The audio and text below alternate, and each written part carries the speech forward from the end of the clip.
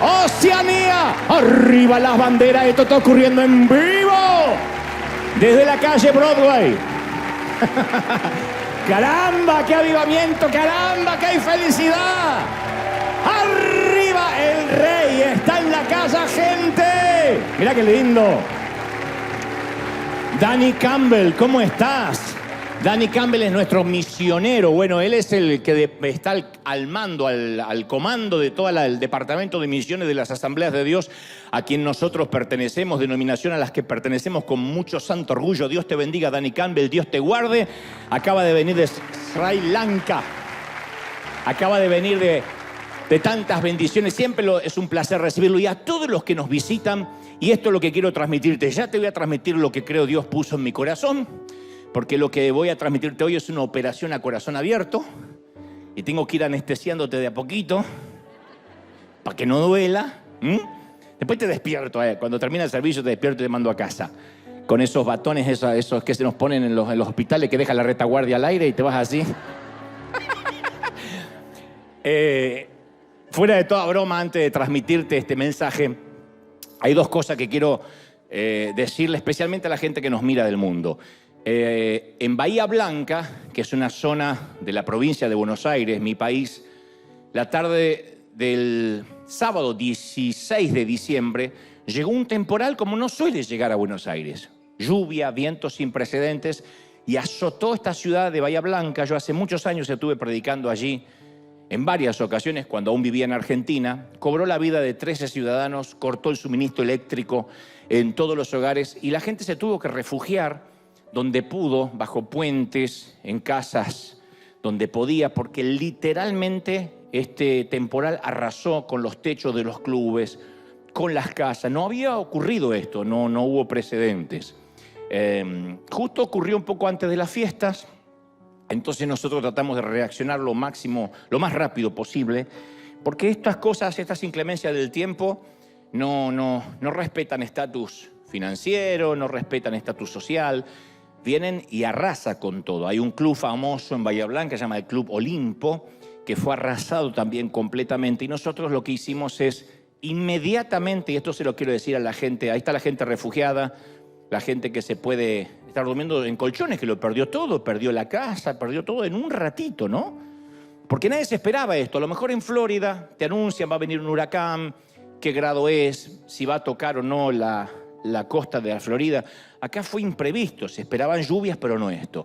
Entonces nosotros inmediatamente, así como hemos hecho en su momento con El Salvador, como hemos hecho con Venezuela, con México, con Acapulco hace poco, enviamos una gran remesa financiera, un monto de dinero que estoy seguro que no va a poder reconstruir toda la ciudad de Bahía Blanca.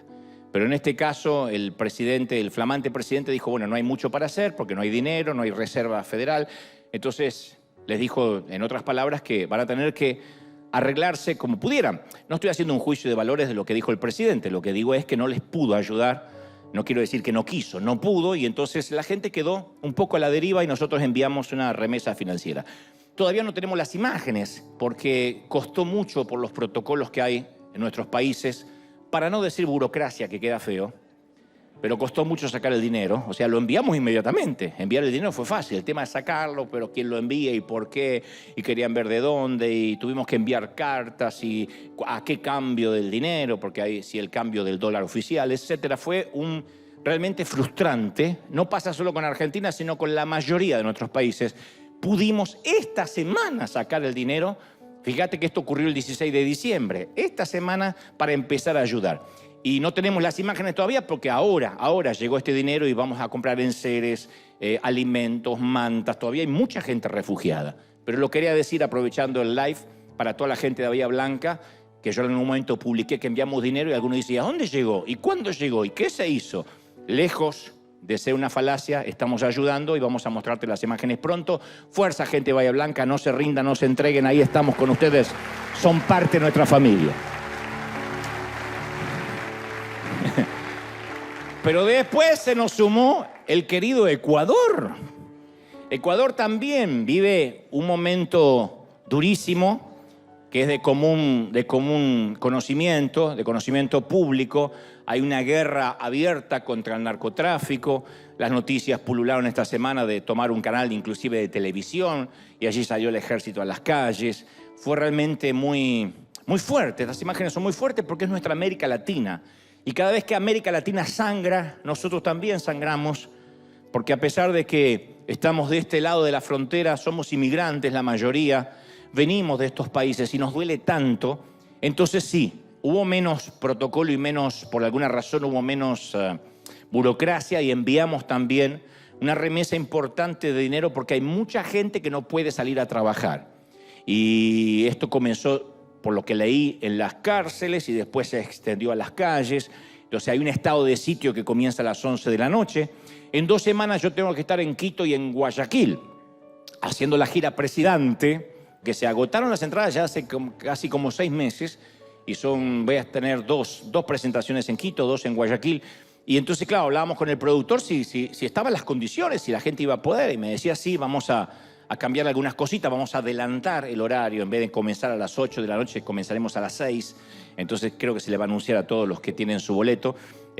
Dios permita que pueda ir, independientemente de todo esto. Pero lo que quiero decir, al punto, para no irme del eje, estamos enviando ayuda a Ecuador, la enviamos esta semana que pasó, para toda la gente que lo necesita. Sé que algunos ecuatorianos dicen, a mí no me llegó. Bueno, pero no va a través de entes gubernamentales, sino que va directamente a fundaciones de gente de mucha confianza, donde le va a llegar a la gente, donde le va a llegar a los necesitados. Así que también oramos, aquí hay muchos ecuatorianos, oramos por Ecuador para que Dios los bendiga, los sostenga y Él los proteja. Tranquilo, Dios sigue estando en el trono.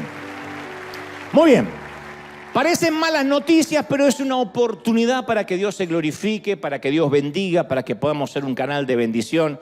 Y lo quería decir porque de alguna forma es nuestra responsabilidad. Somos una iglesia, una congregación que sale siempre a la calle, que se preocupa por los que sufren, por los necesitados. Y por cuanto lo hacemos por estos pequeñitos, lo hacemos por el Señor. Así que por eso es que quería contarte estas 2 noticias. Sé que hay más malas noticias, porque alguno está pensando, ¿y El Salvador? ¿Y México? ¿Y lo que pasa allá?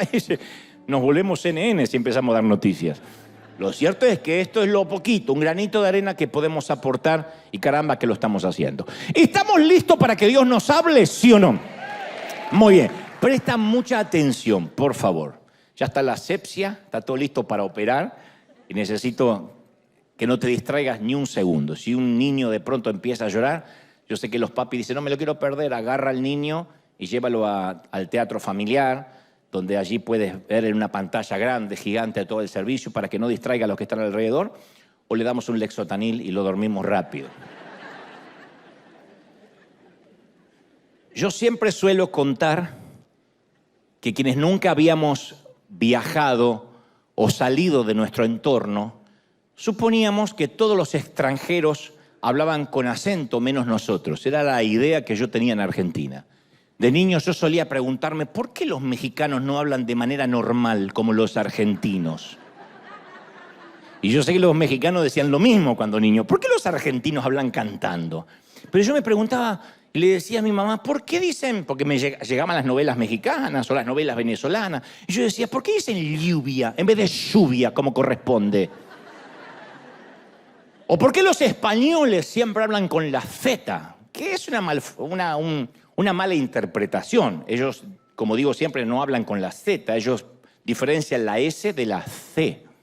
Entonces, cuando es la C, hacen una pausa para que sepa que es C. Nosotros mezclamos S, Z, hacemos un desastre con el lenguaje. Los españoles respetan la lengua del Cervantes.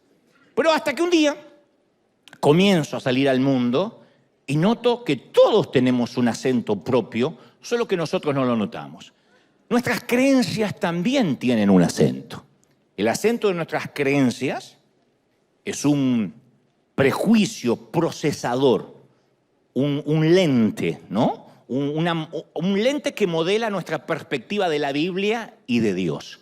Entonces, ese lente, ese prejuicio que traemos, ese sistema de creencias, hace que veamos las cosas como creemos que deberían ser. No siempre, pero en muchas ocasiones. Entonces, todos tenemos nuestros propios prejuicios familiares propios, historias personales, hábitos de pensamiento, y eso sin darnos cuenta, filtran nuestra fe, filtran nuestras maneras de ver a Dios. No es un secreto que yo siempre suelo contar que traté de ver a Dios como un padre amoroso, pero me costó mucho durante mi adolescencia y mi juventud por el padre europeo que tuve, o frío, o parcial para tratar a sus hijos, que no es un juicio de valores, pero uno tiende a ver a Dios como vio a su papá. A mí me costaba ver un Dios cariñoso. Pues eso es un prejuicio familiar, un lente por el cual yo después filtraba toda la fe.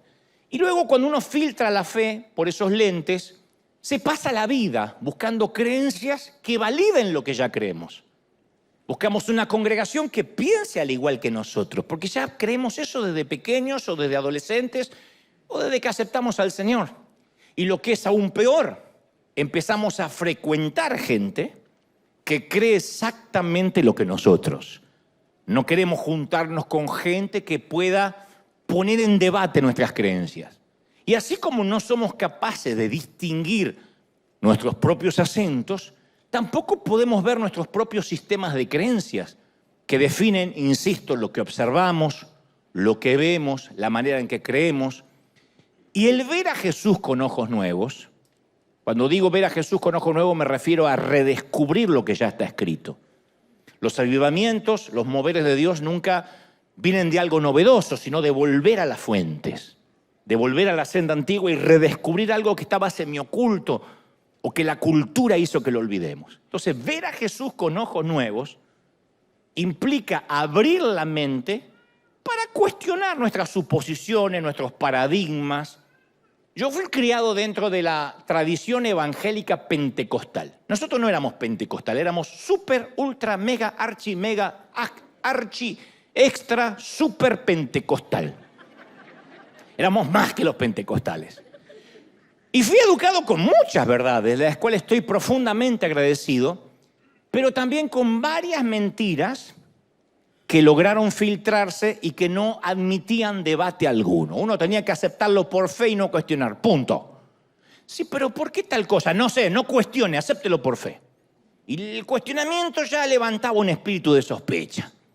Y durante mi etapa adulta, el Señor fue quitando poco a poco ese moho, ese musgo que infectaba la verdad. Y claro, el Señor lo hace cuidadosamente, de manera quirúrgica, para no dañar la verdad original.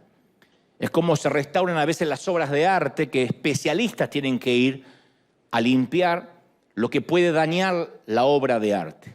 Si va cualquiera con una lavandina y le pasa así, arruina el cuadro. Entonces Dios lo hace de manera quirúrgica. Y tuve que desaprender muchos conceptos que me ataban a una creencia errónea y que estaba lejos del carácter de Dios. Mucho de lo que aprendí estaba lejos del Dios que después me tocó conocer.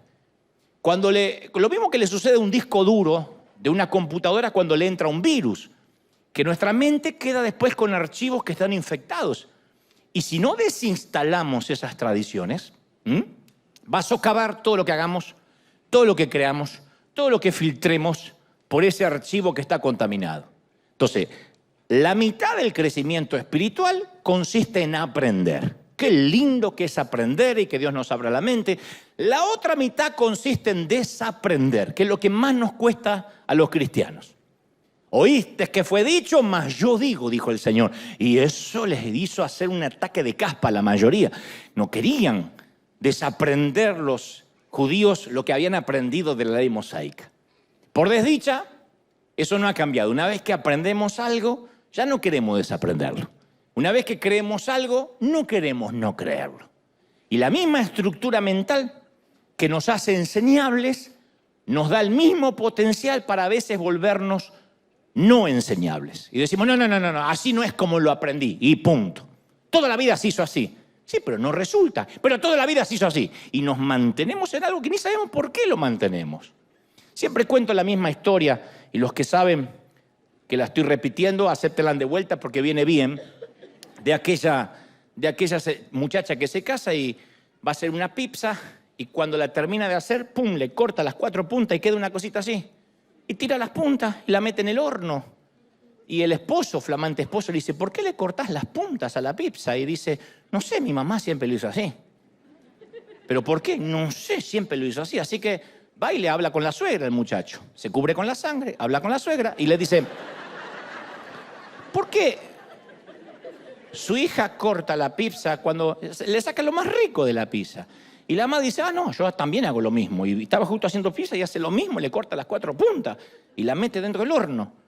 Dice, yo lo aprendí de mi mamá. Vivía la abuela todavía, así que va a hablar con la abuela. Le dice, escúcheme señora, su hija y su nieta cortan la pizza después que la tienen lista y la tiran. ¿Por qué hacen eso? Dice que lo aprendieron de usted. Y la abuela dice, yo no tengo idea por qué ellas lo hacen. Yo lo hacía porque tengo el horno chico.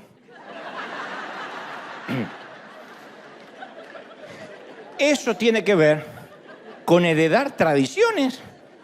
Y no queremos desaprender. No queremos decir, lo puedes hacer diferente. No, porque así yo lo aprendí. Como pensamos que la senda antigua es mantener el fuerte.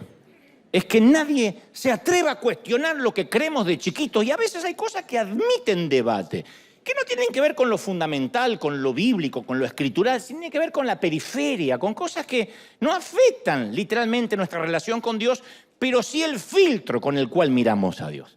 Entonces, ¿qué hace la arrogancia? Hace rígido el cerebro, pero la humanidad nuestra, a pesar de ser rígida, a pesar de ser dura para recibir lo nuevo, en algún momento tiene un toque de humildad. El Señor nos llena con una unción de humildad que permite que nuestra mente permanezca abierta.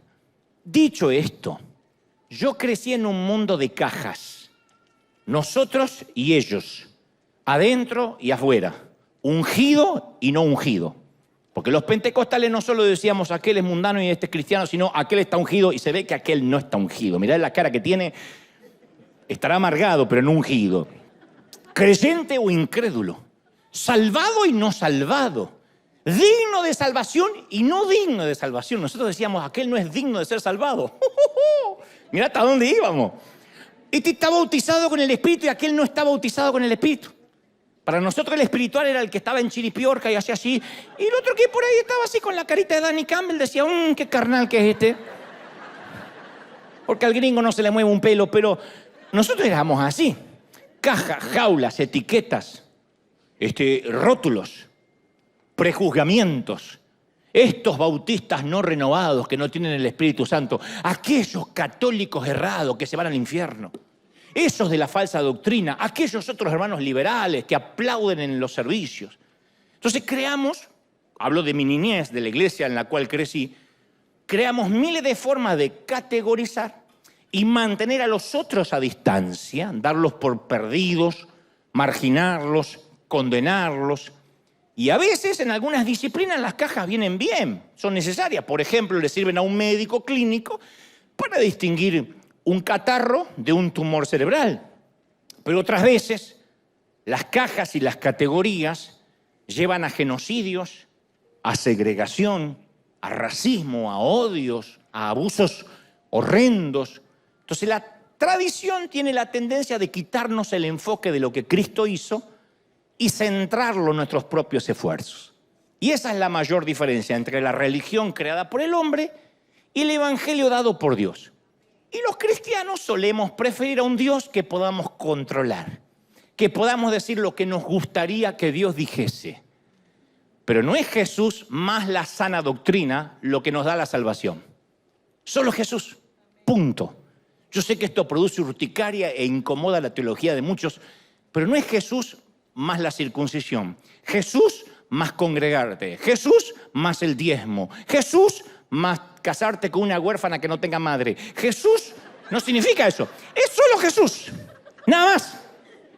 Y cuando alguien le agrega algo a Jesús, en realidad estamos quitando la esencia, le estamos quitando todo. Y nuestros acentos religiosos hacen que siempre estemos creando una nueva caja, una nueva categoría. Y de allí viene la disposición mental de inventar términos, de añadirlos al evangelio y predicar esos términos como si fueran términos bíblicos, y no son bíblicos. Mirá la cara con la que me miran, me gusta. Tan así. Yo tenía un pastor alemán, siempre claro, no un perro, un pastor que nació en Alemania, que predicaba lo que a él le gustaba, ya cuando estaba viejito, un poco senil. Y le decíamos, pastor, ¿dónde está eso que en el cielo no hay guitarra eléctrica? Porque él decía guitarra eléctrica y el bajo y baterías del demonio. En el cielo se toca acordeón. Porque él tocaba el acordeón casualmente, ¿no? En el cielo se toca acordeón. Todo el mundo sabe eso, decía. Entonces, íbamos los jóvenes que tocábamos la música, todos los demonios que tocábamos, y, pastor, ¿dónde está en la Biblia? Y decía esta maravillosa frase: no está, pero debería estar. Y así somos a veces, no está en la Biblia, pero debería. ¿Ah? Dios se le pasó de agregarlo en las Escrituras. Y esas pequeñas cajas religiosas tienen la intención de tener la fórmula de cómo funciona Dios. Entonces, si tengo la fórmula mágica, sangre de tritón, ojo de sapo, y las palabras mágicas, abracadabra, yazán, cabellos de suegra, voy a obtener el resultado correcto. Entonces, si hacemos la oración correcta, si decretamos, si ordenamos, si hacemos un pacto, podremos hacer que Dios baje del trono y haga lo que yo quiero que haga. Yo he visto a cristianos perder un empleo, por ejemplo, o de repente entrar en una quiebra financiera y enojarse mucho con Dios, ponerse iracundos, enfadarse con Dios y decir: ¿cómo nos sucedió esto a nosotros, que pagamos fielmente el diezmo toda la vida? Casi el enojo que uno tendría por tener una medicina prepaga y después no te quieren atender en la clínica. Dice: pero si yo estoy pagando, soy socio. Pero yo he visto a gente enojada que de pronto no entiende que estamos viviendo en un mundo caído. Y que así como puede venir una enfermedad, un catarro, un COVID, puede venir un momento de finanzas débiles, enclenques, frágiles. Y uno no puede enojarse con Dios como si tuviéramos, insisto, un contrato unilateral, que Él sí o sí me tiene que bendecir porque yo diezmo. Magia, eso es magia. Dios bendice, sí. Pero de pronto Él no tiene la obligación, como si fuese un patrón que tiene que acceder a nuestros pactos o a nuestros contratos unilaterales. Y cuando algo de eso no funciona, creemos que hay algo malo en nosotros o que nos está fallando la fórmula. Y alguien viene y nos dice: no oraste lo suficiente, no tuviste suficiente fe. ¿Cuánta gente es lastimada cuando nos dicen eso? ¿Cuánto hemos sido lastimados que tenemos un ser querido que se debate entre la vida y la muerte y viene alguien, en vez de abrazarnos, nos dice: ¿no será que le falta fe? O lo que es peor, algo habrá hecho. ¿No tendrá un pecado oculto? Pensó. Y uno ya no sabe ni de qué arrepentirse. Uno piensa que se desconectó de Dios y por eso le toca sufrir. Entonces, el vocabulario griego y arameo del Nuevo Testamento es pequeño comparado con el lenguaje español. ¿Vieron que dicen que es más fácil hablar inglés que español? Y esto lo sabe la mayoría porque el inglés no tiene tantos adverbios, sustantivos, sinónimos. El castellano es un idioma muy rico, de manera que cuesta mucho hablar el español. Y el hebreo y el arameo son idiomas muy básicos. Principalmente el hebreo del Antiguo Testamento aún es más escaso, de modo que los traductores usan muchas palabras que no existían en las lenguas originales. Hay palabras de nuestra cultura que se han vuelto el lenguaje de nuestra espiritualidad, pero no están en las Escrituras. Por eso a mí me causa gracia, no me apedren, ahí voy, esperen. A mí me causa gracia cuando alguien alega. Una vez alguien me dijo: yo no entiendo esas Biblias modernosas de ahora. Vieron que hay muchas versiones. Dios habla hoy, Rudy Gracia sacó Dios grita hoy. El que no lo conoce se perdió el chiste. Un amigo, Rudy. Hay un montón de versiones, ¿no? Y alguien me dijo alguna vez: yo me atengo a las verdaderas Escrituras, la antigua versión, la más antigua de Reina Valera. No me vengan con esas versiones modernas. Y no tienen en cuenta que Casiodoro de Reina era un monje español que tradujo la Biblia al español en 1569. Y luego vino un tal Cipriano de Valera, otro monje católico que se convirtió en protestante, le hizo otra revisión allá por 1602. O sea que 1500 años para atrás no había esas revisiones en español. Por eso solemos pensar que Jesús hablaba en tono gallego. Hemos visto películas así: vosotros sois la sal y me seréis testigos, necios. Arrepentíos o pereceréis. Parece Julio Iglesias en vez de Jesús, ¿o no? El Señor no hablaba en catalán. Es una traducción. Entonces, en resumen, a esto voy. Hay una palabra que, por ejemplo, usamos mucho tras los púlpitos y no está en la Biblia, no está en los escritores original. Proviene, sí, de estos españoles, Reina y Valera. La palabra prioridad, por ejemplo. Entonces, muchos predicadores hemos cometido el error de decir, Dios quiere ser nuestra prioridad. Este año pongamos a Dios como prioridad. Los maestros y doctores de la ley le hacían preguntas a Jesús que tenían intenciones solapadas, ocultas. En una ocasión específica le dicen, Jesús, ¿cuál es el mandamiento más importante? Esta es una pregunta de prioridades. Dame una lista, Jesús. Una calificación. Necesito una calificación de las prioridades en mi vida. De la más a la menos importante. Esta era la pregunta. Debo confesar que la gente religiosa adora la lista de prioridades. Yo fui uno de ellos. Siempre hacía una lista cada año que validaba mi esfuerzo, mis horas de oración, mi tiempo de servir en la iglesia y luego la comparaba con la lista de alguien más que no hacía lo mismo que yo. Yo decía, yo todos los domingos lo comienzo, la semana las comienzo en la iglesia, esa es mi prioridad, veo que algunos no. Pero había un problema enorme cuando le hicieron esta pregunta a Jesús, que las relaciones no funcionan con un sistema de prioridades. ¿Qué significa poner a Dios primero? ¿Es un porcentaje con relación al tiempo? ¿Es un porcentaje con relación al dinero? Por ejemplo, si le damos las primeras 2 horas, el primer servicio del domingo, a Dios, ustedes, nosotros, ¿estamos dándole a Dios prioridad? ¿Y si venimos al segundo servicio no es tanta prioridad?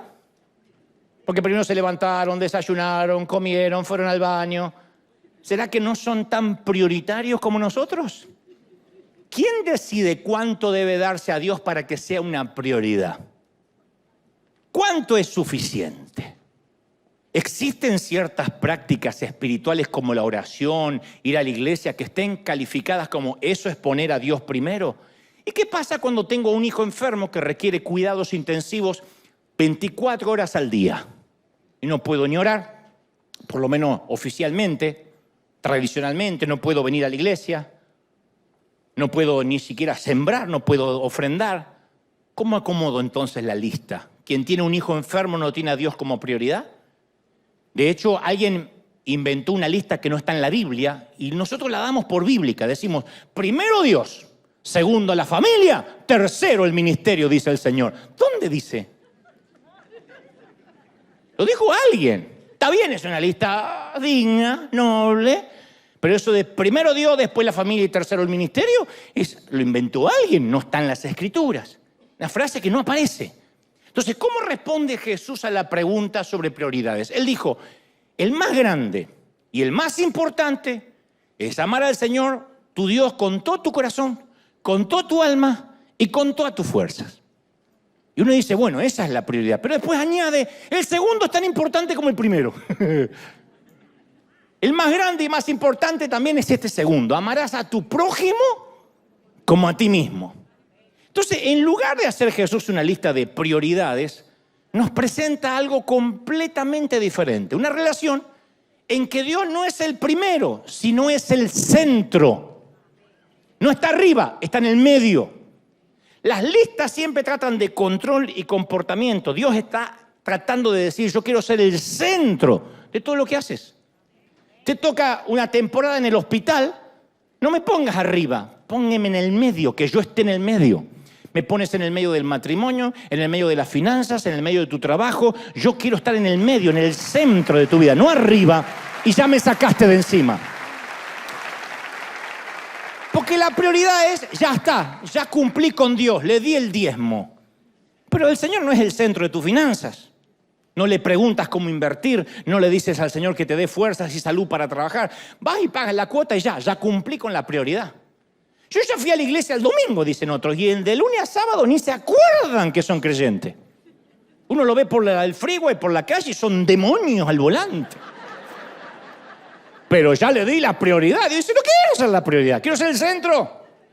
Como una pareja, como cuando uno está enamorada, que dice, no me pongas en prioridad y me sacas de encima, quiero ser el centro. Entonces, la razón por la que sirvo a Dios no es porque esté en mi lista, porque es mi deber que cumplir, sino porque lo amo y me ama y es el centro.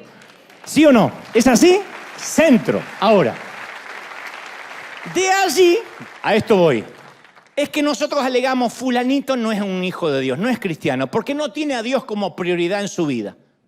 Estuve el otro día en las fiestas con él y me hablaba de la empresa, me hablaba de los hijos, no me habló casi de Dios. No tiene a Dios en su prioridad. Yo te voy a contar algo a priori. La palabra cristiano fue un apodo peyorativo que los paganos le pusieron a los creyentes. El historiador Tácito hablaba de una raza de hombres con prácticas perversas, conocidos vulgarmente como cristianos. Fue un apodo vulgar, que le devolvieron el favor los cristianos porque empezaron a decirle pagano a los otros, que viene del latín pagani, ¿no? Pero técnicamente Dios no es cristiano y mucho menos evangélico. Lo dije una vez y casi me apedrean.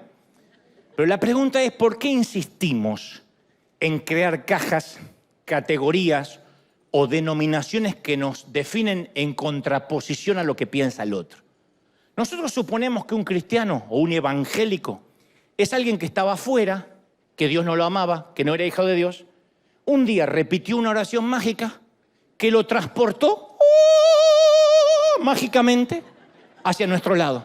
Salió del lado oscuro y vino al lado nuestro. Pero para Jesús no hay tal cosa como los de adentro y los de afuera. Solo están los que creen y los que no creen. Entonces, ¿Dios no es cristiano evangélico? Bueno, si la pregunta es si Dios trata a los extraños, a las personas de diferente denominación, los tiene alejados porque tienen otra religión o otra fe y no los ama y no quiere saber nada con ellos hasta que no hagan una oración especial para entrar, entonces, no, Dios no es ese tipo de Dios evangélico. Creer es una actividad, no una categoría o una caja. Yo creo, es una cuestión de fe. A mí me suelen preguntar, ¿vos te considerás cristiano evangélico? Y yo siempre respondo, ¿me dirías primero qué pensás de los cristianos evangélicos y después te digo si soy uno? Y a veces me dicen, sí, un evangélico. Hace poco alguien me dijo, un artista me dijo, sí, los evangélicos son los enemigos de los homosexuales, los que se oponen al aborto, los condenadores, los iracundos, los constructores de grietas, los que te condenan en las redes. Cuando alguien no piensa como él, te manda al infierno. Dije, no soy uno de ellos, no. ¿Y qué son? Ni idea, soy de los que creen. Soy de los que creen, los que tienen relación, los que tienen un padre, pero no tengo nada que ver con la religión esa, nada que ver. Entonces, los cristianos tenemos fama de no poder convivir pacíficamente con alguien que no crea lo que nosotros creemos. Por eso te decía al principio, a veces hay que abrir la mente. Y mientras más nos llenamos la boca de tolerar la diversidad, más descalificamos y condenamos al que piensa distinto. Entonces, para Jesús las categorías no se dividen en nosotros y ellos. Evangélicos y católicos. Perfecto e imperfecto. Santo y pecador. Por eso cuando descubrimos a Jesús con ojos nuevos, esto incomoda nuestras creencias heredadas, nuestros sistemas de prejuicios heredados. Porque el verdadero cristianismo no es una religión. Fue la proclamación del fin de la religión. La cruz es el fin de la religión. La cruz no es una nueva religión, o lo que es peor, la mejor religión de todas. El cristianismo y los evangélicos no somos el camino. Esto le va a molestar a alguien. Los evangélicos no somos el camino. Jesús es el camino. Jesucristo es el camino. Alguien tiene que decir, ese es mi Señor. ¡Aleluya! La iglesia cuadrangular no es el camino, las asambleas de Dios no es el camino, los renovados, los bautistas, los presbiterianos no son el camino. Jesús es el camino. Y como te dije, yo me crié en una cultura donde los biblistas usaban las escrituras como una vara de medir para identificar quién estaba dentro y quién estaba afuera. Y esas barreras crearon polarización, segregación, división y nos mantuvo distantes del plano unificador de Dios. Entonces, el camino más fácil para marcar las reglas es que nosotros estamos dentro. Menos mal que estamos dentro y hay gente que está afuera, que no son los que no pudieron entrar. Estoy hablando en términos metafóricos. No importa si eras por cuestiones periféricas.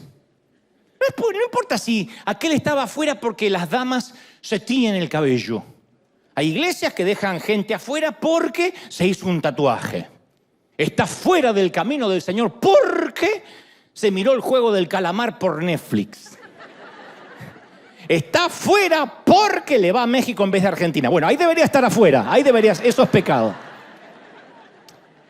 Pero a nosotros no importa que era periferia. Nos reconfortaba que nosotros estábamos en lo correcto y ellos estaban en lo erróneo. Porque si yo estoy en lo correcto, soy salvo. Pero en Romanos 10:13, Pablo le escribe a la iglesia de Roma recordándole lo que hace latir el corazón del Señor. Le dice a los romanos, todo. Me gustaría que repitan esto, sí. Todo. Esa. Me siento un predicador moderno. Dígale que está sola, volteate a tú. No. Todo. No, ya está bien, una vez, pues. Todo el que invoque el nombre del Señor será salvo. ¿Dijo todos? ¿Todos? ¿Cómo todos? Algunos dicen, no, ¿cómo todo? ¿En qué sentido lo dijo? Segunda de Pedro 3:9. No quiere el Señor que nadie muera, sino que todos se vuelvan a Dios. Bueno, no puede estar hablando en serio. Primera de Juan 2:2. Él se ofreció en sacrificio para que nuestros pecados sean perdonados, y no solo los nuestros, sino los de todo el mundo. Primera de Timoteo 2:4. Él quiere que todos se salven y lleguen a conocer la verdad. Y se ve que el Señor, cuando inspiró las Escrituras, dijo, debe haber algún ganso que todavía no entiende. No por nosotros, pero los que vienen al otro servicio. Primera de Timoteo 4:10. Por eso mismo trabajamos y luchamos, porque hemos puesto nuestra esperanza en el Dios viviente, que es el Salvador de todos, especialmente de los que creen. Especialmente los que creen, pero es el Salvador de todos. ¿Cómo es el Salvador de todos, pero especialmente en los que creen? Tito 2:11. Pero Dios ha mostrado su bondad al ofrecer la salvación a toda la humanidad. Romanos 5:18. Y así, a través de la ofensa de un hombre, puso bajo la condenación a todos los hombres. Así también, el acto justo de Jesucristo hace justo a todos los hombres para que tengan vida. Entonces, el Evangelio, la buena noticia, es que Jesús nos incluyó a todos en su vida, en su relación con el Dios del Padre. La buena noticia es que lo hizo sin nuestro voto. Si lo creemos o no, no lo hace más o menos verdadero. Entonces, ¿qué o quién me salva? O lo hizo Dios en Jesús o me salvo yo mismo. La verdad es que fue Dios quien decidió salvarnos a todos. ¡Qué lindo! Ahora, diría Ortiz, ¡qué lindo! Ahora, nuestra elección, ¿cuál es? Creer en esa realidad. Todo aquel que cree, el que invoque el nombre del Señor será salvo. Ya está hecho. Nada más hay que creerlo. Y entonces esta es la verdad. Cada persona en el mundo fue incluida en su muerte, sepultura, resurrección y ascensión de Jesús. Todos. Cuando Jesús fue elevado a los cielos, Dios atrajo hacia sí todos los seres humanos. Juan 12:32 dice, y yo, si soy levantado de la tierra, a todos atraeré a mí mismo. No dijo a los evangélicos, a algunos. Cuando Cristo murió, todos morimos. Cuando Cristo resucitó, todos resucitamos. ¿Estamos de acuerdo, sí o no? Y el apóstol escribe, de aquí en adelante, a nadie juzgaremos según la carne. Segunda de Corintios 5:16. Entonces, no juzgamos a nadie si este está salvo, si aquel está perdido. Todos son hijos de Dios, excepto que algunos no lo creen. Pero todos son hijos de Dios. Fíjate cómo cambia todo el panorama. De repente miramos al chinito que ve al lado y dice, ¿este también? No, porque no aceptó a Cristo en su corazón. Es hijo de Dios, lo tiene que creer nomás. Cada político corrupto que invoque se salvará. Junto con cada republicano, con cada demócrata, con cada inmigrante, cada socialista, cada comunista, cada capitalista, cada heterosexual, cada homosexual, cada persona que no podemos soportar, cada persona que no toleramos, tan pronto crea que es un hijo de Dios, Él vino por todos, nos guste o no nos guste. Yo me ha tocado entrevistar a vedette, artista, y me han dicho, ¿qué haces con ese mundano? Es un hijo de Dios. Y cuando estoy con ellos, el Espíritu Santo da testimonio a mi corazón y dice, es mi hijita, pobrecita. Está maquillada y estirada y operada porque pobrecita, lo único que puede cambiar lo de afuera. Y mal cambiado. Pero lo de adentro yo estoy operando en esa persona. Yo no sé ustedes, pero hay algunas formas de creer, de vivir, de vestir, incluso de votar, que me son más difíciles de aceptar que otras. Digo, ¿cómo pudieron votar a ese? ¿Y cómo puede vestirse así? Pues yo ya me estoy poniendo viejo. No tanto como ustedes, los voy a enterrar a todos. No obstante, ya me vuelvo intransigente. Ya empiezo a parecerme a mi pastor alemán y a decir lo que me gustaría que Dios dijese. Esa música es del diablo, no la entiendo. A mí el reggaetón me suena todo igual, siempre el mismo ritmo, siempre son lo mismo. Pienso que Maluma es una pomada antihemorroidal. Yo no.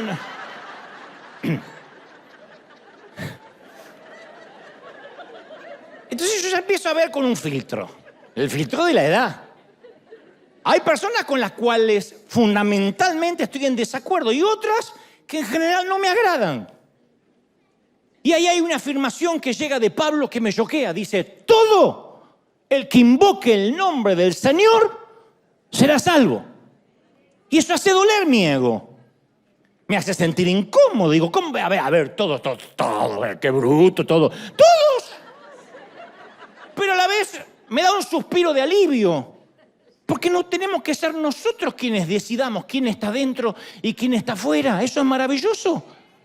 Según Pablo, Dios ya decidió eso y Dios dice que todos los que invoquen serán salvos. Punto. No hay forma de debatir eso. Todo el que invoque el nombre del Señor será salvo. Puedo escuchar a alguien pensando porque les puedo escuchar los pensamientos. Estoy escuchando en este momento. Alguien dice, bueno, tampoco alcanza solo con invocar a Dios. Esto sería un evangelio facilista. Y otra vez, estamos justificando crear otra caja. Otra forma de dividir a la gente en categorías de valor. Según nuestro criterio, el ladrón crucificado en la cruz al lado de Jesús no debió haberse salvado por el simple hecho de invocar al Señor. Para los que no lo recuerdan, Lucas 23:42 dice que le dijo a Jesús, acuérdate de mí cuando vengas en tu reino.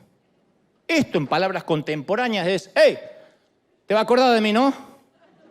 Gracias. Bueno, no podía ser así porque estaba crucificado, pero...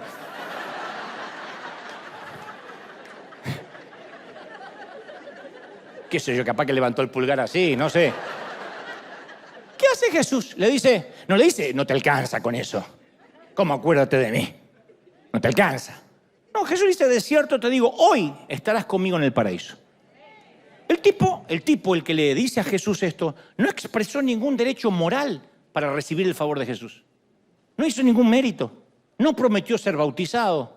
No hizo los compromisos del discipulado. No prometió diezmar. No dijo que se iba a congregar. No dijo que iba a asistir a las células si lograba bajarse de ahí. No prometió ir a la reunión de oración. No mostró crecimiento en la santificación. No mostró fruto. Viste que nosotros somos... ¿Dónde está el fruto? Le buscamos los frutos a los demás. Estamos secos como un palo viejo, pero buscamos fruto a los demás. No repitió la oración del pecador. No hizo la oración del penitente. El tipo no dijo, Señor Jesús, te recibo en mi corazón. Nada. No pasó al altar. Reconoció, invocó, reconoció que el Señor era el Salvador. Lo reconoció. Acuérdate de mí cuando estés en tu reino. Al decirle cuando estés en tu reino, lo reconoció como el Salvador, a diferencia del otro que se burlaba. Entonces, ser un hijo o una hija no tiene nada que ver con ser digno. Somos hijos e hijas de Dios por nacimiento, no por mérito. Ningún bebé nace como resultado de sus esfuerzos. Cuando un doctor grita en el canal de parto, ¡vamos bebé, vamos con fuerza, tú puedes, mijo! La madre es la que hace el trabajo duro. El chamaco aprovecha el viaje. ¿O no? Entonces, el nacimiento espiritual ocurre por gracia cuando creemos. Efesios 2:8 declara, porque por gracia sois salvos. ¿Por medio de qué? De la fe. Y esto no es de ustedes, no es de vosotros, porque es don de Dios, no por obras, para que nadie se gloríe. Nadie puede decir, yo soy más salvo que tú. Y sale el hijo, salvo, salvo. No, no es así.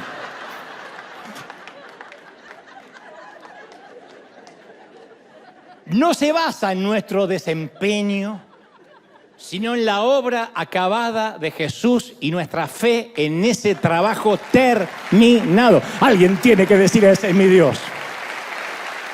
Ahora, pero pensamos, está bien, hasta ahí te sigo. Pero ahora que soy cristiano tengo que hacer algo para que Dios me siga amando. Hay que esforzarse para permanecer en el buen camino. Pregunto, ¿de dónde sacamos eso? Jesús murió por nosotros antes que naciéramos, antes que hiciéramos nada malo ni nada bueno. No habíamos nacido ninguno de nosotros cuando Jesús subió a la cruz. Pero nosotros creemos la falsa teología de que Dios nos ama porque murió por nosotros, porque Jesús murió por nosotros.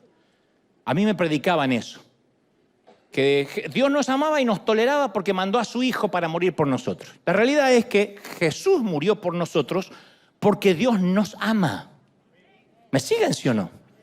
La primera frase suena espiritual. Dios nos ama porque Jesús murió por nosotros. Suponemos que cuando Dios nos ve, nos quiere matar, pero se pone Jesús, no toque, no lo toque. Yo quiero reventar a este mexicano, salvadoreño.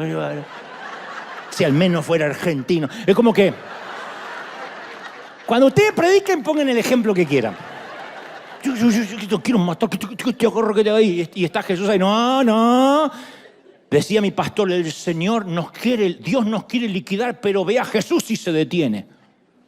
Entonces uno supone que cuando Dios nos ve, no nos ve a nosotros, nos ve a través de Jesús y por eso nos tolera y nos aguanta. Pero si leíste Juan 3:16, sabrás que no es así. Dios no nos ama porque Jesús murió por nosotros. Jesús murió por nosotros porque nos amó primero. Porque nos ama. Por eso de tal manera amó ¿a quién? Al mundo. De tal manera Dios amó a los evangélicos. No, al mundo, a todos. ¿A quiénes? Él nos amó primero.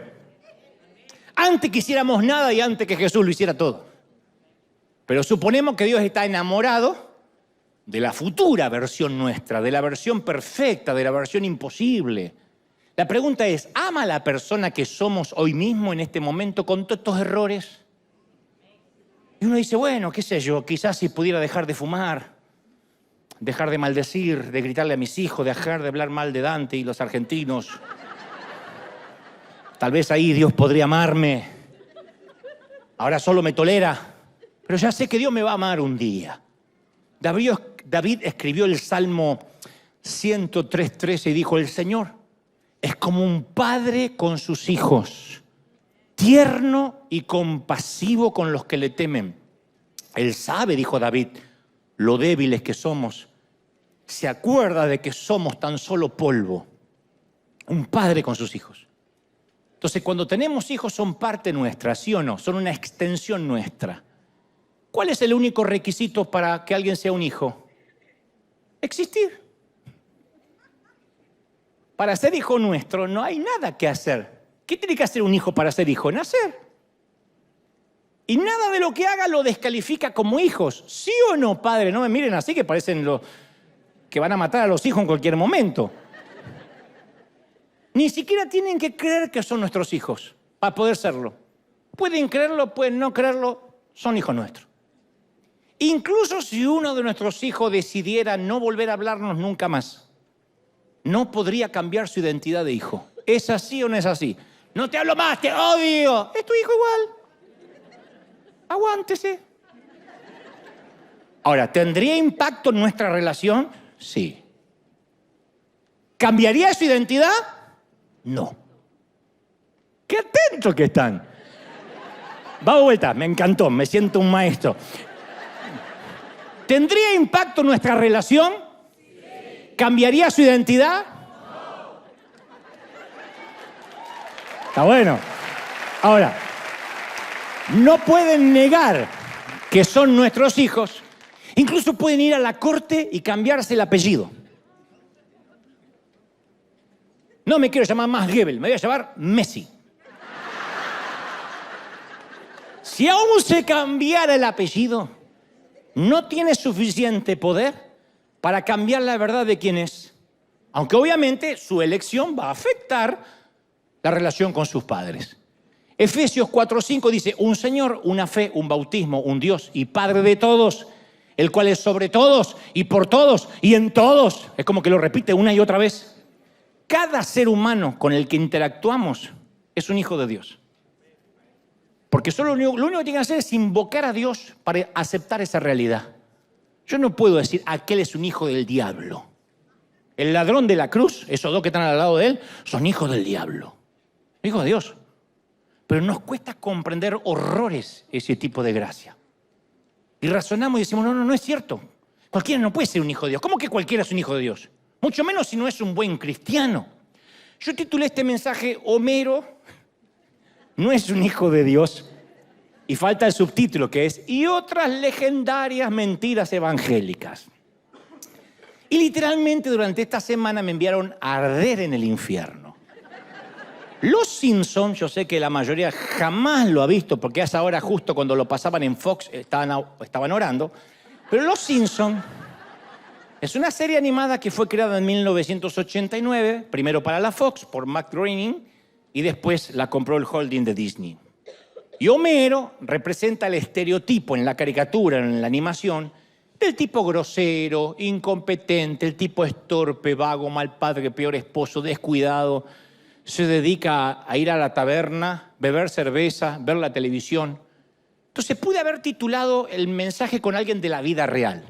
Yo iba a poner, el Puma Rodríguez no es un hijo de Dios. Taylor Swift no es una hija de Dios. Bukele no es un hijo de Dios. Oh. ¿Viste que pensaron? Él sí. ¿Se dan cuenta? ¿Se dan cuenta? ¿Me siguen? ¿Me siguen? ¿Por qué uno sí, por qué el otro no? Ay, no, porque con lo que Bukele está haciendo... ¿Se dan cuenta que el Hijo de Dios para nosotros es según las obras? ¿Para qué vengo explicando si nació el hijo, es hijo, aunque se cambie el apellido? Bukele... Paquita la del barrio. Rata de dos patas, te estoy hablando a ti, aunque un bicho rastrero, aunque sea muy chiquito, así era. Comparado contigo. Una hija de Dios. A un paso de invocar al Señor. De hecho, cuando yo posteé lo de Homero, dije, bueno, un personaje ficticio. Alguien me escribió debajo un estudio bíblico sobre Cristian Castro. Pobrecito, no lo perdonan. Porque como estuvo acá un par de veces y dijeron, no, ese no es un hijo de Dios y tú lo subiste al altar. Siempre aclaro, acá no tenemos altar, acá nunca hemos sacrificado a nadie.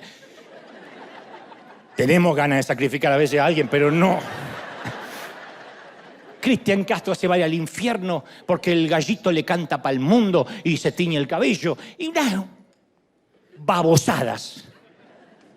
Y a pesar de que yo puse a Homero, y es un simple dibujo animado, la sola mención que Homero no es un hijo de Dios y que eso constituía una mentira evangélica, hizo que quisieran crucificarme.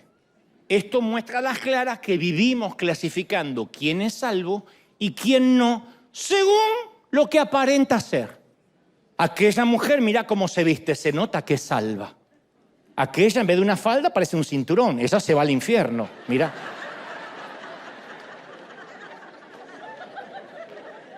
Y San Pedro está en la puerta, ve cómo está en la falda. No, afuera, mija, que acaba de tentar los querubines.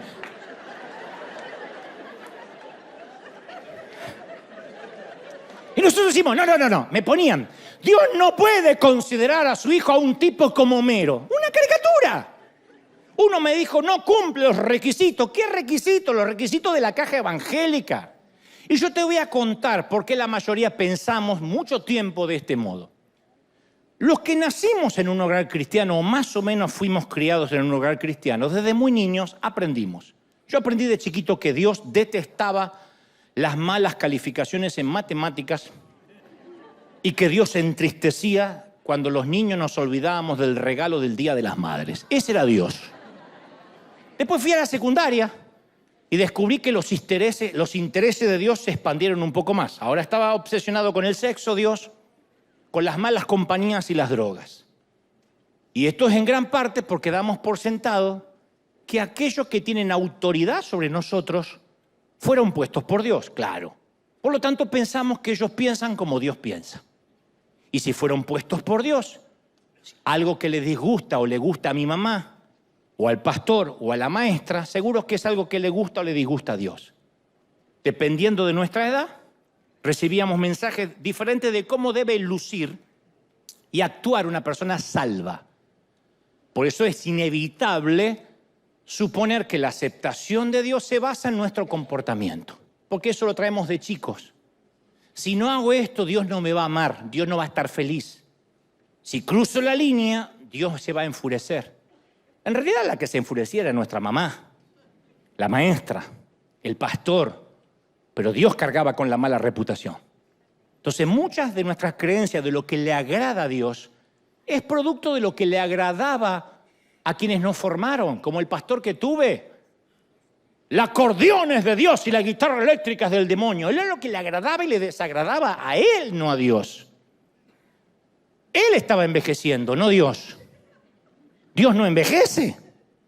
Entonces tomamos esa asombrosa relación basada en gracia, llena de amor, y construimos un muro de reglas alrededor de ellas. Y ahí es cuando convertimos la relación en religión. Y nos metemos en un búnker religioso, en un monasterio lleno de reglas, de leyes a las que llamamos sana doctrina, y nunca podemos cumplirlas. Cuanto más tiempo yo llevo como pastor, menos propenso soy a decirle a la gente lo que tiene que hacer. Si lo que buscas es una lista tonta de lo que debes y no debes para llevar una vida santa, te equivocaste de iglesia. Porque cuando nos centramos en Jesús, cuando Él es el centro, no la prioridad, el centro y no un conjunto de doctrinas, todo empieza a encajar en su lugar. Las doctrinas tratan la conducta, nunca tratan el corazón. ¿Qué sirve que yo los ande vigilando a ver qué hacen, con quién se acuesta, qué toman, qué beben, qué fuman? La doctrina nunca modifica las actitudes. La gracia es interna, funciona a nivel del corazón. Entonces, creo que en el fondo no creemos que recibimos la salvación por gracia y por eso tampoco a veces podemos dispensarla. Suponemos que Jesús fue golpeado, torturado, mutilado, para que después nosotros intentemos salvarnos con nuestras insignificantes buenas obras. ¿De verdad? No podemos abaratar el sacrificio de Jesús intentando reembolsarlo. No hay forma de pagarlo. Pero nos aferramos a nuestra santidad y luchamos por la perfección como si todo dependiera de eso. Y algunos nos sentimos tan abrumados por nuestros fracasos que apenas podemos creer que Jesús nos ama. Yo decía durante la pandemia, ¿cómo te ama el Señor? Y la gente estallaba en lágrimas durante la pandemia. Cristianos de años, ¿en serio me ama? ¿Cómo es que dudamos de eso? ¿Qué nos lleva a dudar de que Él nos amó, nos ama y nos amará siempre? ¿Qué nos hace dudar del amor? Entonces, ¿estás luchando contra el pecado? No necesitas más fuerza de voluntad. Lo que necesitas es más de Jesús. Que Él sea el centro. Cuando Él sea el centro, el pecado pierde el poder. El punto no es evitar el pecado, sino enamorarnos de Jesús. Uno es fiel a la pareja porque está enamorado, no porque trata de evitar la tentación. Pero nuestro pecadómetro, nosotros etiquetamos los pecados como pequeños, medianos y escandalosos. Entonces, si vemos a alguien en la iglesia que es chusma, chismoso, que maltrata a veces a una mujer o algo, decimos, bueno, pero tampoco es para tanto, son pecados pequeños. Lo bueno es que no deja de congregarse. Luego vemos a alguien que nos consta que toma mucho alcohol, que se fuma un cigarrito a veces y ya nos ponemos nerviosos. Decimos, Dios va a tener que llamarle la atención, que Dios se apiade de su alma. Va a tener que arreglar su vida si quiere estar cerca de Dios. Y después nos encontramos con un pecador escandaloso. Uno que se acuesta con la novia o es prostituta, es gay o abortista. Y decimos, ese va a arder en el infierno. ¿Y cómo me voy a gozar cuando lo voy a quemar? Sí. Porque de Dios nadie se burla. Ya veremos el día del juicio. ¿A dónde va cada uno? Así somos. Y en ningún lugar de la Biblia encontramos que Dios haga distinción entre diferentes niveles de pecado. Él hace una lista y pone al chismoso al lado del homicida. Fíjate cuántos asesinos habrá hoy.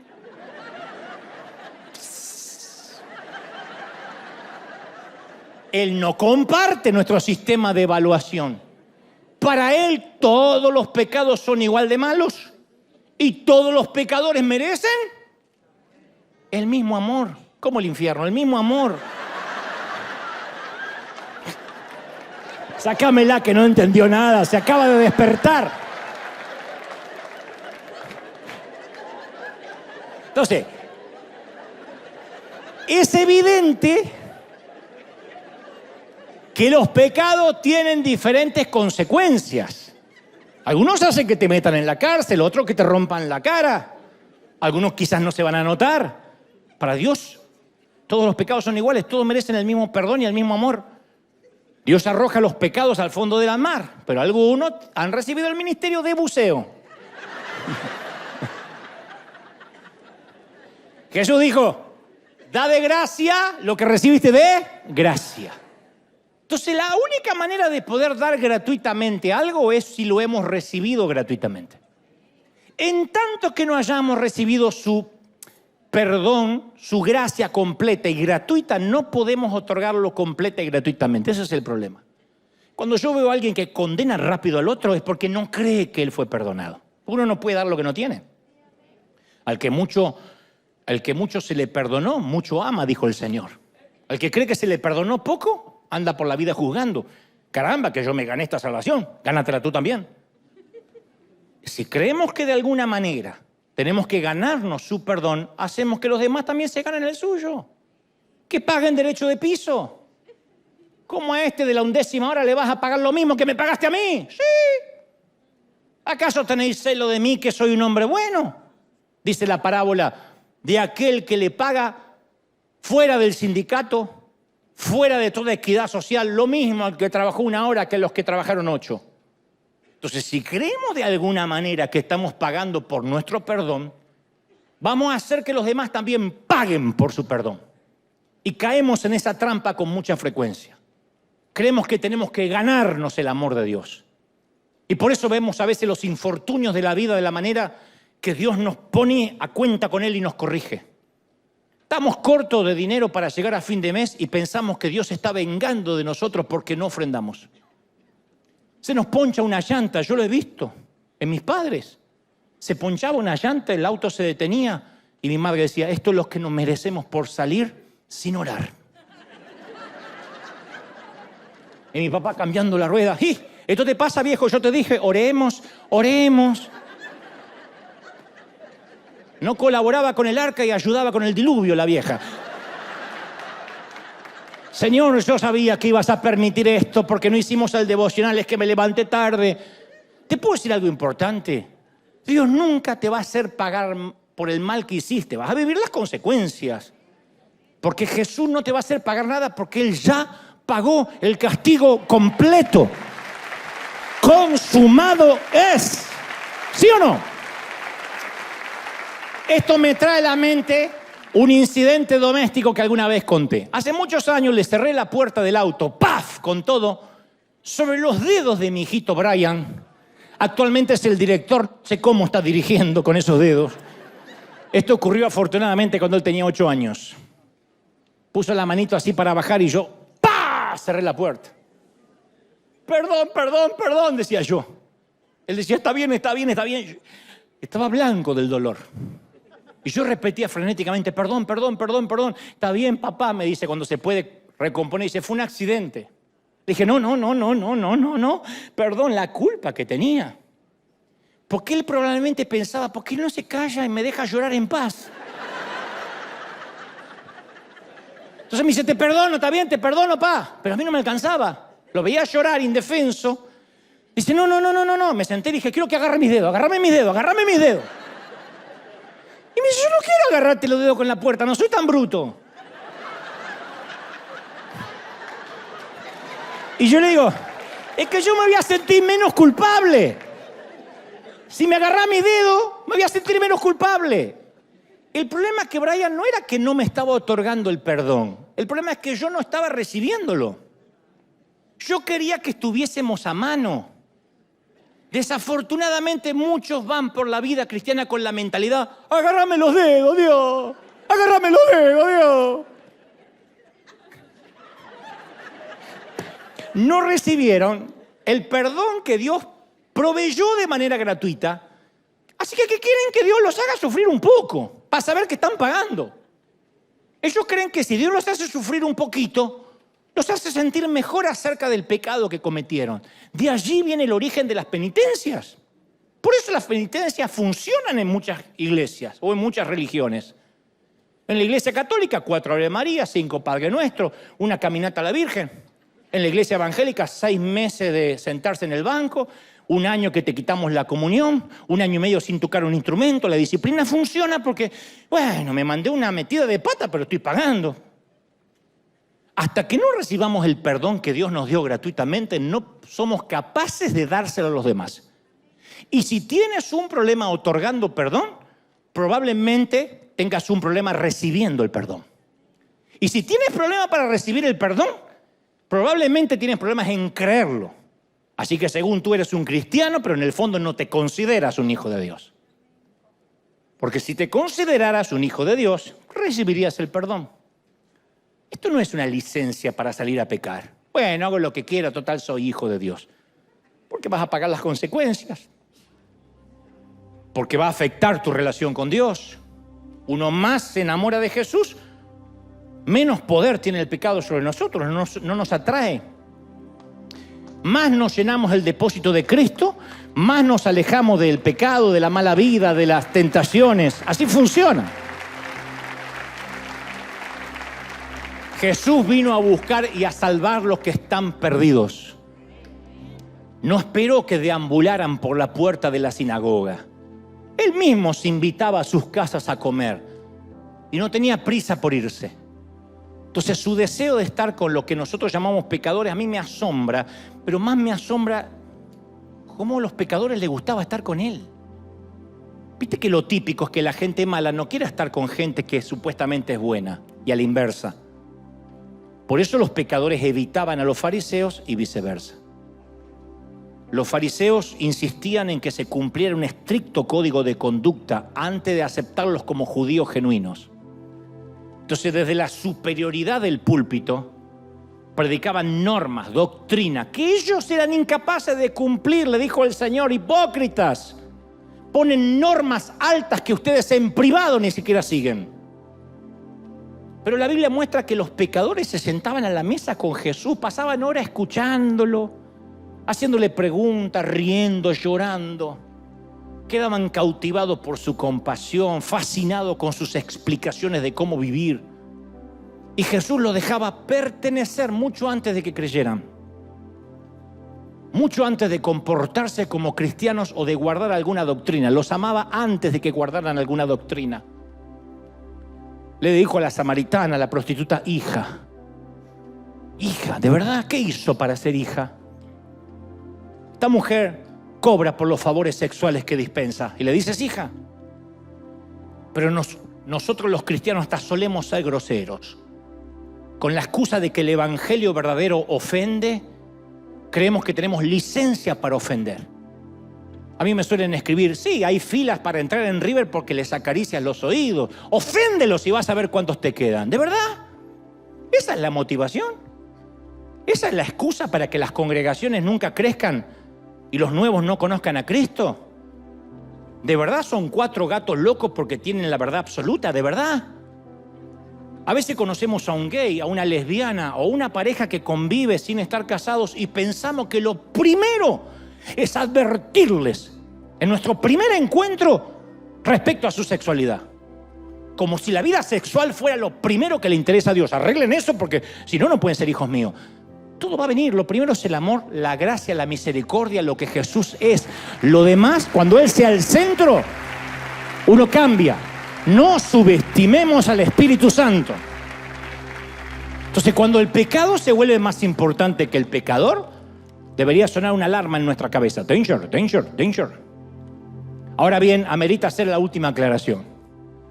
Cuando la gente me escribe diciendo, gracias a tus mensajes, me libré del cautiverio del legalismo, he salido de la caja de la religión. Yo entiendo lo que intenta decirme y lo agradezco como una simple herramienta o cartero.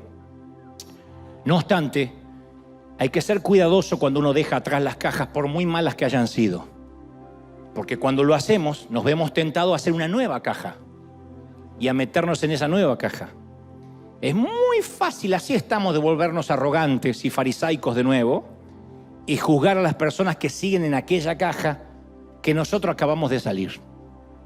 Porque involuntariamente seguimos participando en la división de los seres humanos, en las clasificaciones de control, de juicio.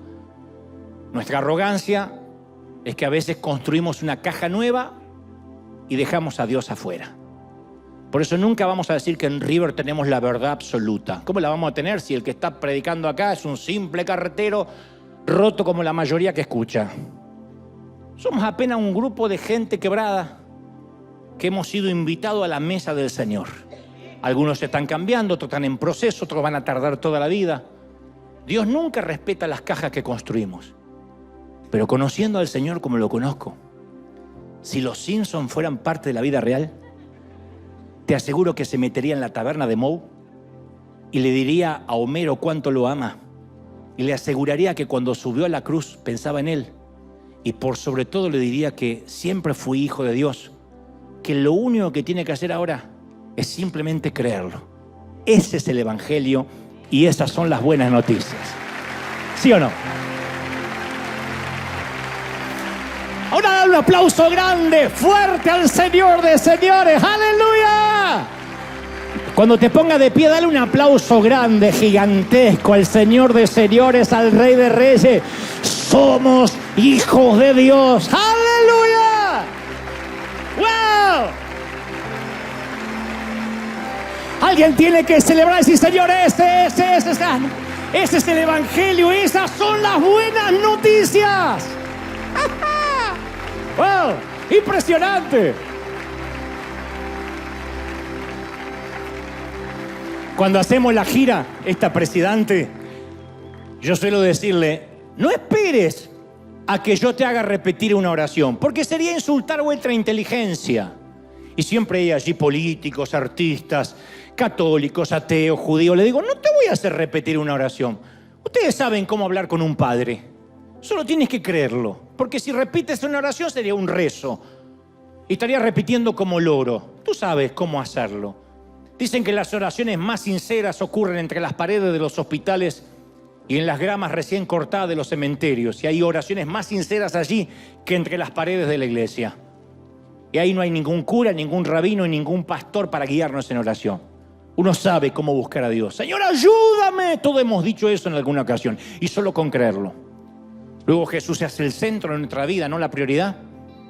Y a partir de ser el centro no se trata ni de congregarnos más, ni de diezmar, ni de ser evangélico, ni buscar una sana doctrina, ni fijarte que te van a decir cómo tienes que vestirte y a qué fiestas tienes que ir. Y si puedes o no puedes bailar. Y si a partir de ahora puedes dejar esto y puedes hacer lo otro. No hay ninguna regla. Lo único que tienes que saber es que no hay nada que pueda separarnos del amor de Dios. Ni lo alto, ni lo profundo, ni lo presente, ni lo porvenir, ni ninguna otra cosa creada nos separará del amor de Dios. Alguien tiene que decir, ese es el Señor. ¡Aleluya! ¡Al Rey! ¡Bendito sea! Ha liberado el Señor nuestras almas y nuestras mentes hoy. ¡Wow! ¿Lo recibes, sí o no? Levanta tus manos al cielo conmigo, ya casi nos vamos. Pero aquí en casa, si puedes, en el living, en la sala, en el sillón, levanta las manos conmigo del Señor. Gracias. Gracias por esta palabra, gracias por siempre haberme amado. No sabe lo que se libera cuando le dices gracias por haberme amado siempre. El Señor te amó cuando fracasaste, te amó cuando estabas sucio. Y cuando decidiste correr al Padre como el hijo pródigo, Él salió al encuentro y te abrazó lleno de lodo. Y ni siquiera tuviste que decir por qué hiciste lo que hiciste. Solo el Padre toma la palabra y dice, aquel que se perdió ha regresado. Hagan una fiesta. Y este evangelio es para todos, le gusta a quien le guste, no me importa si me excomulgan. Este evangelio es para cualquier católico, para cualquier judío, para cualquier musulmán, para cualquier testigo de Jehová, para cualquier hermano libre, para cualquier hermano de los santos de los últimos días, para cualquier reformado, presbiteriano, para el que tenga el bautismo del Espíritu y para el que no lo tenga, para el bautista y para el pentecostal, para el que no cree en nada, el que dice no creo en Dios. Tan solo cuando lo creas vas a recibir esta verdad que sigue siendo verdad aunque tú no lo creas. Él es tu Padre. ¿Cómo te ama el Señor? ¿Cómo te ama el Señor, hija? ¿Cómo te ama el Señor? ¿Cómo te ama el Señor? Y no saben las veces que le he dicho, Señor, ¿tú de verdad me amas a mí? No me metas en una bolsa con todo. Dime si amas a Dante Miguel. Y más de una ocasión él me dice, ¿cómo no te voy a amar si yo decidí tu gestación? Si desde el vientre de tu madre yo te elegí. Y así ha sido con cada quien. Y me amaste cuando estuve lejos de ti. No sabía, no sabes cuánto. Y me amaste cuando te di la espalda. Sí, yo estaba ahí. Y aquellas veces que el pecado te ofendió, porque yo sé que te ofendió. Sí, te separaste, pero nunca dejé de amarte. ¿Te ama el Señor? Recibe eso. En casa, donde estés. Solo créelo. Todo aquel que invoque el nombre del Señor será salvo. Y no me digan que es una metáfora. Bueno, invoque significa algo más. No, solo eso. Señor, ten misericordia de mí. Me consta de gente que lo ha invocado en una ambulancia a punto de morir. Otros en medio de un infarto. Otros en el último minuto de tener un accidente. Señor mío. Y conociendo el carácter de mi Dios, Él dice, hay uno más que me invocó, uno más que sabe que existo, uno más que sabe que soy su Padre, para que ninguno se pierda, sino que todos tengan vida eterna. Hoy levanta las manos, bebe. ¿Cómo cambia nuestro evangelismo cuando vemos a todos como hijos? Porque ya no salimos a buscar perdidos, ni mundanos, ni salimos a regenerar hijos del diablo. Salimos a buscar nuestros hermanos. Y salimos a buscar los hermanos que están en guerra, y los hermanos divorciados, y los hermanos que dudan de su identidad sexual, y los que tienen una sexualidad diferente. Y salimos a buscar los ladrones y los corruptos. Son nuestros hermanos, solo que han desconocido que son hijos de Dios. Y si le han hablado de Dios, se han sentido indignos de sentarse a la mesa. Vamos a decir, el Señor dice que Él te ama y Él va a limpiarte luego, y vendrá un proceso, pero Él te ama. Levanta las manos, siente que algo ha cambiado. Aquí en la atmósfera atrás, los que están escuchando en casa, los que están recibiendo esto a través de las naciones, Padre, he transmitido lo que creo me has dicho que diga. He hablado y no he omitido ni he quitado una tilde a lo que sé que es tu revelación. Torpemente he hablado al intelecto, pero sé que tu Espíritu Santo ha hablado donde yo no puedo, los tuétanos, el corazón, el alma. Levanta las manos y dile, Señor, yo me llevo este amor impregnado por encima, delante, detrás, a los costados. No digas nunca más Dios no me ama, nunca más digas Dios se apartó de mí. Te ama el Señor, te sostiene en su mano. Nadie quita de su mano los que Él ha escogido, y Él te ha escogido. Él ha dicho, tú eres mío, nadie te robará de mi mano. Padre, yo he transmitido esta palabra para liberación. Quita toda caja, no permita que hagamos una nueva caja, solamente que amemos lo que tú has hecho en la cruz. Amamos la cruz, amamos el fin de la religión, amamos el fin de la religión organizada. Vamos en contra de todo aquello que quieran poner franquicia o monopolizar lo que tú has hecho en la cruz. Señor, nos aferramos a la cruz. Señor, por tu llaga hemos sido sanados. Señor, en tu sangre hemos sido lavados. Por tu carne partida, por tu carne que fue allí llevada a la cruz del Calvario, somos salvos, somos libres, somos sanos, somos prósperos en esta vida o en la eternidad. Amén, amén y amén sea hecho el Señor. ¿Tú lo crees? No. ¿Tú lo crees? ¿Se animan a decir todos? todos. ¿A cuántos ama el Señor, ¿Por cuántos murió el Señor? Dios te bendiga, Dios te guarde. Buena semana hasta el domingo que viene. ¿Cómo te ama el Señor? Chao, bendecido.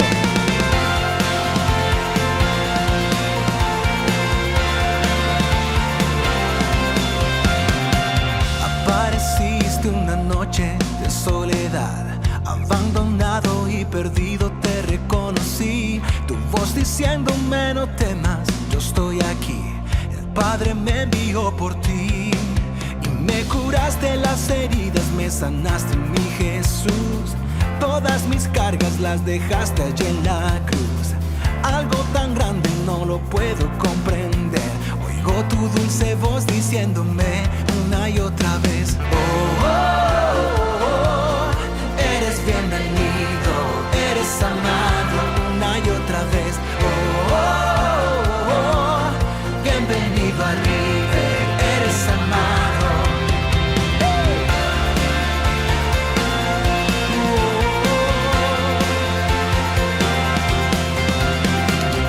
Apareciste en una noche de soledad, abandonado y perdido te reconocí. Tu voz diciéndome no temas, yo estoy aquí. El Padre me envió por ti y me curaste las heridas, me sanaste, mi Jesús. Todas mis cargas las dejaste